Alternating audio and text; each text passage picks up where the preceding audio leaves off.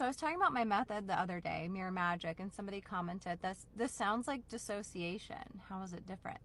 And I thought, I never would have thought that.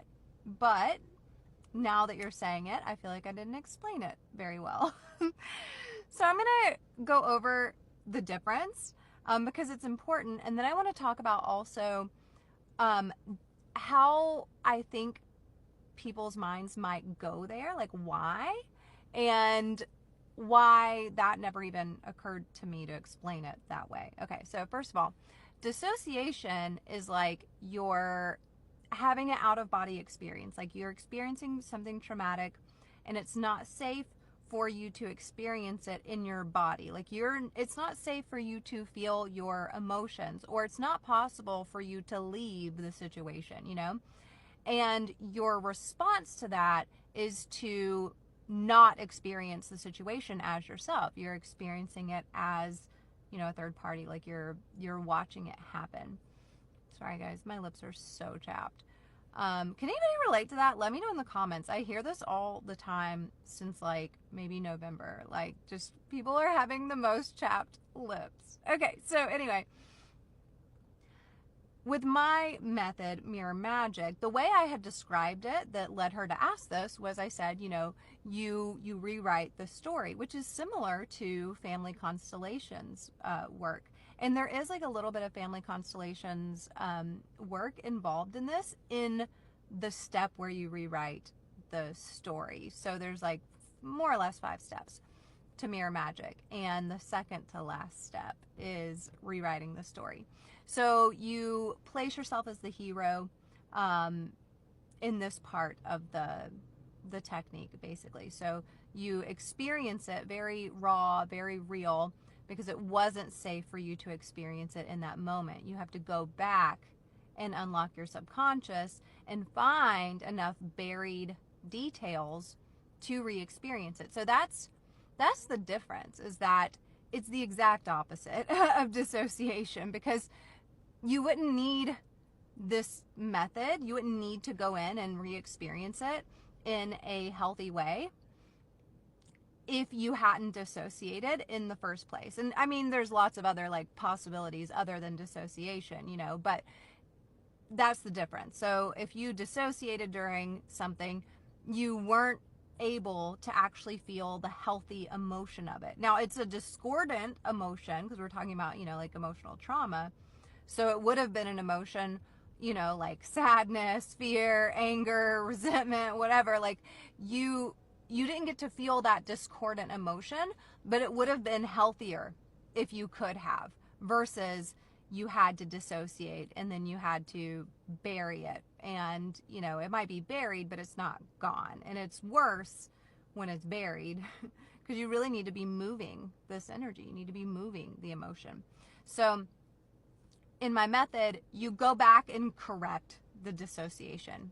That's what you're doing. You're going back and you're re-experiencing it in a healthy way that still allows you to feel those discordant emotions, but you're moving them around and out. You're unlocking the subconscious, you're finding the detail, you're crying about it, and then you're rewriting the story. So the part that sounded like dissociation to them was the rewriting of the story, I think, where you go in and you turn it into something positive, because this step is necessary to change the limiting belief, to eliminate that belief. You have to replace it with a new one. So essentially what we're doing is replacing memories, which is how you heal trauma. You replace the memory. You go in, you feel it, and when you're in that state of heightened emotion, you can replace it.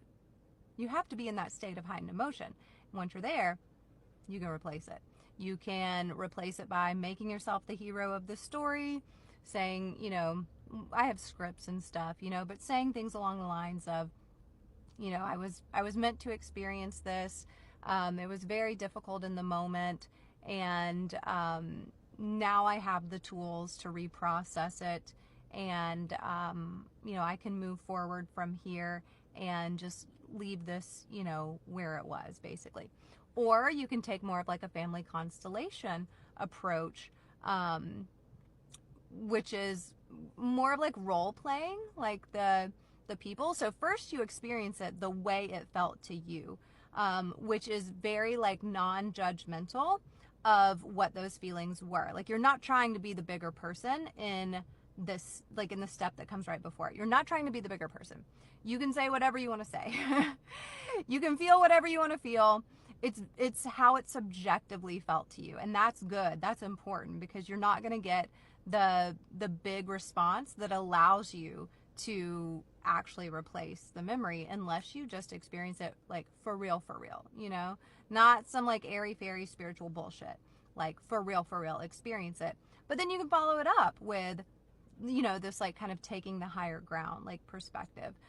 The family constellation version of it would be like, you know, you imagine all the people involved and you role play, you know, you imagine whoever hurt you, if it was someone that hurt you, saying something, you know, like that you wanted them to say, that you needed them to say, you know, like saying the other thing, the thing they didn't say, you know. Or you can say to this other person, you know, like just say out loud like what you need to say to them. There's so many ways that you can do this, so we go into a lot of detail with that. But that's the difference between what I teach and dissociation.